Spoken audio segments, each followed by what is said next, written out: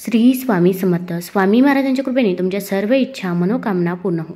उद्या आहे मकर संक्रांत.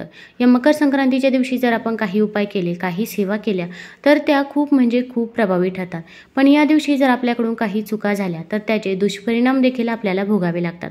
भरपूर वेळा आपल्याला काही गोष्टी या माहीत नसतात आणि आपल्याकडून या छोट्या चुका होऊन जातात.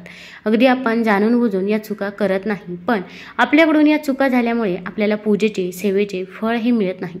भरपूर वेळा आपण म्हणतो की मी पूजा केली, सेवा केली, तरी पण मला त्याचे फळ का मिळाले नाही, मला उलट त्याचे दुष्परिणामच हे भोगावे लागले.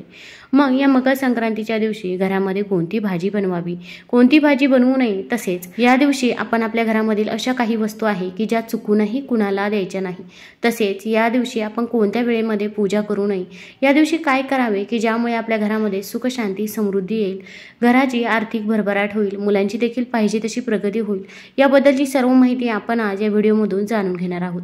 तत्पूर्वी तुम्ही चॅनलमध्ये नवीन असाल तर चॅनल लाईक करा व सबस्क्राईब देखील करा. कमेंटमध्ये श्री स्वामी समर्थ किंवा ओम नमो भगवते वासुदेवाय लिहायला विसरू नका. आता मकर संक्रांतीचा दिवस. या संक्रांतीच्या दिवशी आपण सकाळी लवकरच उठायचं आहे. अगदी तुम्हाला ब्रह्ममुहूर्तावरती उठणे शक्य असेल तर आवर्जून ब्रह्ममुहूर्तावरती उठण्याचाच प्रयत्न करावा. अगदी आपल्याला रोज शक्य होत नाही, पण कमीत कमी मकर संक्रांतीचा एक दिवस या दिवशी आपण जरूर ब्रह्ममुहूर्तावरती उठायचं आहे. आता या दिवशी आपण अंघोळीच्या अगोदर चहा असेल किंवा नाश्ता असेल तर तो ग्रहण करायचा नाही. तसे तर आपण इतर दिवस अंघोळीच्या अगोदर चहा घेत असतो किंवा नाश्ता देखील करत असतो, पण आपण मकर संक्रांतीच्या दिवशी ही चूक चुकूनही करायची नाही. पहिल्यांदा अंघोळ करायची आहे आणि त्याच नंतर आपण चहा किंवा नाश्ता ग्रहण करायचा आहे. आता या दिवशी अंघोळीच्या पाण्यामध्ये आपण काळे तीळ टाकायचे आहे, तसेच 2 थेंब गंगाजल टाकायचे आहे, चिमूटभर हळद टाकायची आहे आणि याच पाण्याने आपल्याला अंघोळ करायची आहे.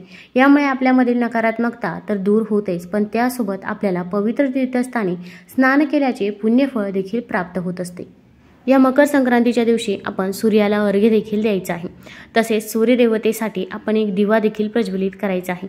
मग आपण कणकेचा दिवा बनवू शकता. हे कणिक मळत असताना आपण त्यामध्ये मीठ टाकायचं नाही, चिमूटभर हळद टाकायची आहे. या दिव्यामध्ये आपण काळे तीळ टाकायचे आहे आणि या दिव्याने आपल्याला सूर्यदेवतेला ओवाळायचं आहे. ओवाळत असताना ओम सूर्याय नमः, ओम सूर्याय नमः या मंत्राचा जप करायचा आहे. त्यानंतर हा दिवा तुम्ही घराबाहेर ठेवू शकता किंवा घराबाहेर ठेवणे शक्य नसेल तर तुम्ही देवघरामध्ये ठेवला तरी पण चालेल. मकर संक्रांत हा दिवस अनेक अंगाने शुभ मानला गेला आहे.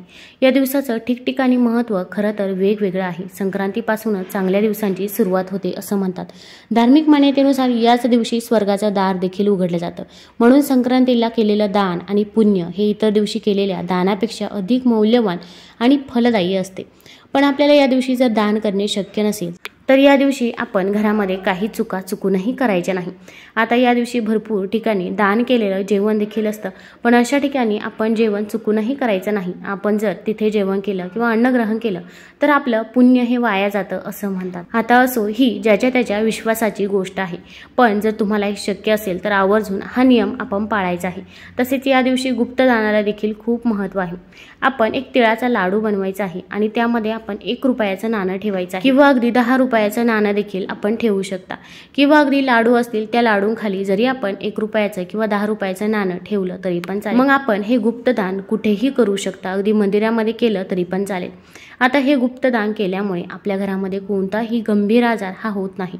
मग कॅन्सर असेल किंवा इतर कोणताही गंभीर आजार असेल तर तो आजार आपल्या घरामध्ये येत नाही अशी मान्यता आहे.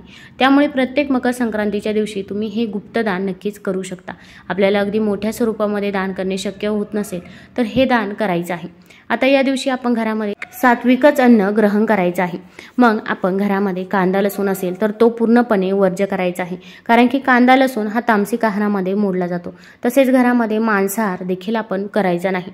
तसेच आता भरपूर ठिकाणी या दिवशी खिचडी देखील बनवली जाते. मग आपण देखील घरामध्ये जर खिचडी बनवत असाल तर या दिवशी आपण त्यामध्ये भरपूर डाळी देखील टाकत असतो. तर यामध्ये मसूर डाळीचा वापर आपण चुकूनही करायचा नाही.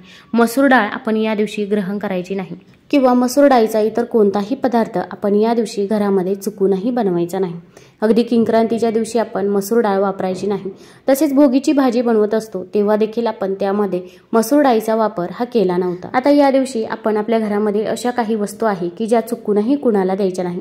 तर त्यामध्ये पहिली वस्तू म्हणजे झाडू. आता झाडू तर सहसा कुणीही मागत नाही, पण आपल्या इथे जर कोणी नवीन राहायला आले तर अशा व्यक्ती झाडू मागत असतात. पण आपण जर आपला झाडू दिला तर आपल्या घरामधील माता लक्ष्मी ही निघून जात असते व आपल्या घरामध्ये अलक्ष्मीचा वास होत असतो. त्यामुळे या गोष्टीची काळजी घ्यायची आहे. तसेच आपण या दिवशी झाडू खरेदी करणे हे देखील खूप अशुभ मानले जाते। आता आपल्याला झाडू खरेदी करायचाच असेल तर आपण इतर कोणत्याही दिवशी मंगळवारी किंवा शुक्रवारी खरेदी करू शकता, पण मकर संक्रांतीचा किंक्रांतीचा दिवस आपण झाडू खरेदी करण्यासाठी वर्ज्य करायचा आहे। अगदी तुम्हाला या दिवशी केरकचरा काढण्याच्या संबंधित ज्या काही वस्तू असतील त्या वस्तू देखील या दिवशी आपण खरेदी करायच्या नाही। आता या मकर संक्रांतीच्या दिवशी दानाला खूप महत्त्व आहे, त्यामुळे जर आपल्याला दान करणे शक्य असेल तर आपण आवर्जून दान करावं। आता दान करताना देखील आपल्याला काही गोष्टींची काळजी घ्यायची आहे की आपण वापरलेले कपडे असतील तर ते चुकूनही दान म्हणून द्यायचे नाही किंवा इतर कुणालाही द्यायचे नाही। भरपूर वेळा आपण म्हणतो की या कपड्यांना काहीच झालेलं नाही, पण मला ते आवडत नाही किंवा मला ते येत नाही, त्यामुळे मी हे कपडे कोणाला तरी देणार आहे। मग कामवाल्या मावशी असतील किंवा इतर कोणालाही ती साडी असेल किंवा वस्त्र असेल तर तुम्ही मकर संक्रांतीच्या दिवशी देण्याचा विचार करत असाल तर असे चुकूनही करायचे नाही। आपण जर ते वस्त्र कुणाला दान केले तर आपल्याला तसेच फळ हे मिळत असते। आपण नेहमी जसे दान करतो त्याच पट्टीमध्ये आपल्याला फळ मिळत असते। त्यामुळे नेहमी एखाद्याला वस्तू द्यायची असेल किंवा एखाद्याला कोणतीही वस्तू दान करायची असेल तर ती जर आपण चांगल्या स्वरूपामध्ये दान केली तर त्याचे फळ देखील आपल्याला त्याच पट्टीमध्ये मिळत असते। त्यामुळे जर तुम्हाला कपडे दान करायचे असतीलच तर तुम्ही दुकानामध्ये घेऊन नवीन उबदार कपडे हे दान करू शकता। आता तसे तर पिवळ्या रंगाच्या वस्त्राला खूप महत्त्व असते। पिवळा रंग हा भगवान विष्णूंना अत्यंत प्रिय आहे, तसेच पिवळा रंग हा बृहस्पतीचा रंग आहे। पिवळा रंग आपला गुरुग्रह देखील बळकट करत असतो, पण या वर्षी आपण पिवळ्या रंगाचे वस्त्र चुकूनही कुणाला द्यायचे नाही किंवा दान देखील करायचे नाही। आपण देखील पिवळ्या रंगाची साडी परिधान करायची नाही, कारण की या वर्षी संक्रांत देवीने पिवळा रंग हा परिधान केलेला आहे, त्यामुळे आपण पिवळा रंग पूर्णपणे वर्ज्य करायचा आहे। मग आपण उबदार कपडे दान करू शकता किंवा अगदी तिळाचे लाडू दान केले तरी पण चालेल, पण या दिवशी आपल्याला छोटीशी का होईना वस्तू पण आपण दान करायचीच आहे। गोरगरीब व्यक्तीला जर आपण ती दान केली तर त्याचे कित्येक पटीने फळ हे आपल्याला मिळत असते। आता या संक्रांतीच्या दिवशी आपण आपल्या घरामधील दूध असेल, दही असेल तर ते संध्याकाळच्या वेळी चुकूनही कुणाला द्यायचं नाही। आपण जर दिले तर धनहानी होण्याची दाट शक्यता असते, त्यामुळे या गोष्टीची देखील काळजी घ्यायची आहे। तसेच संक्रांतीच्या दिवशी आपण एकमेकांच्या वस्तू देखील वापरत असतो, मग आर्टिफिशियल ज्वेलरी असेल किंवा साडी असेल, पण संक्रांतीच्या दिवशी ही चूक आपण चुकूनही करायची नाही। संक्रांत हा सौभाग्याचा सण देखील मानला जातो, त्यामुळे जर आपण कुणाची वस्तू परिधान केली किंवा आपली वस्तू जर कुणाला वापरण्यासाठी दिली तर आपल्यावरती देखील अनेक अडचणी, अडथळे, संकटे येत असतात। त्यामुळे कधीही कुणाचं मंगळसूत्र असेल किंवा साडी असेल आपल्याला कितीही आवडो पण आपण ती परिधान करायची नाही। आपण स्वतःची साडी या दिवशी परिधान करायची आहे। तसेच मासिक धर्म असेल, सूतक असेल किंवा कुठेही वर्षश्राद्ध असेल, अशा वेळेमध्ये जर तुम्ही ती साडी परिधान करून गेला असाल तर ती साडी देखील आपण मकर संक्रांतीच्या दिवशी चुकूनही परिधान करायची नाही। अगदी ती तुम्ही स्वच्छ धुतलेली आहे, पण तरी पण आपण या गोष्टीची काळजी घ्यायची आहे। मग या संक्रांतीच्या दिवशी नवीनच वस्त्र परिधान करायचं का, तर असेही काही नाही। तुम्ही फक्त पिवळा रंग हा वर्ज्य करायचा आहे। आता आपण मकर संक्रांतीची पूजा करत असतो तर कोणत्या वेळेमध्ये आपल्याला पूजा ही करायची नाही, तर राहूच्या काळामध्ये पूजा ही आपण चुकूनही करायची नाही किंवा हळदी कुंकवाचा कार्यक्रम करायचा असेल तर तो देखील आपण या राहू काळामध्ये करायचा नाही। आता हळदी कुंकू असेल तेव्हा आपण धारदार वस्तू चुकूनही कुणाला द्यायच्या नाही। मग मिरी पिन असेल किंवा चाकू असेल, सुरी असेल, अशा वस्तू चुकूनही कुणाला देऊ नये। तसेच प्लॅस्टिकची भांडी देखील आपण टाळायची आहे, कारण की आपण जसे दान करणार तसेच आपल्याला भेटणार आहे। आता संक्रांतीच्या दिवशी राहू काळ हा दुपारी 3 वाजल्यापासून ते दुपारी 4:36 पर्यंत आहे।